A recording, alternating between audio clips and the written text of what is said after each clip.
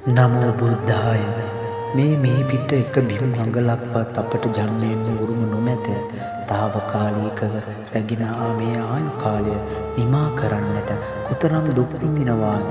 මිනිසත් බව ලැබූ අපි ජාතියක්, ආගම, වර්ණ ભેදයක් හැටියට සලකුණු නොකොට හැඟීම් දැනීම් එකිනෙකාට සමානව දැනෙන බව තේරුම්ගෙන මේ හැම මිනිසෙකුගේම ඒ වර්ණය රතු බව තේරුම්ගෙන තවත් කෙනෙකු ගැන හෝ ජාතියක් මනුෂ්‍ය වර්ගයක් ගැන දුකක් විනාශයක් කඩා වැටීමක් නොලැබීමක් හමු වේ සතුටු නොවි උද්ධාමයට පත් නොවි අයහපතක් නොපතා මේ සියලු මනුෂ්‍යයන්ට යහපතක් නොවේවා ලෙඩක් දුකක් කරදරයක් නොවේවා කියා ප්‍රාර්ථනා කරමු.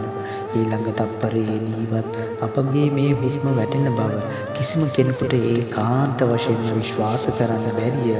තමන් මහන්සි වී උපයන සහ ගොඩනගා ගන්නා දෙයක් තමන්ට භුක්ති විඳින්නට වාසනාවක් පිනක් තිබිය යුතුමය. මේ හරිහම්බ කරන උපයන ගොඩනගන කිසිම දෙයක් තමන්ගේ නොවෙන්නත් පුළුවන්, තමන්ට නොලැබෙන්නත් පුළුවන්. මේ සියල්ල තේරුම් අරගෙන මේ ජීවිතේ සරලව නිහතමානීව මනුෂ්‍යත්වයකින් ගත කළ යුතුය. කිසිම කෙනෙකුට ඊර්ෂ්‍යා කර, කුහකකම් කර, වෛර කර ජීවත් වීම තමන්ගේ හිතේ නිදාස, මානසික නිදාස නැති කරගෙන දුක් විඳීමට වන එක හේතුවකි.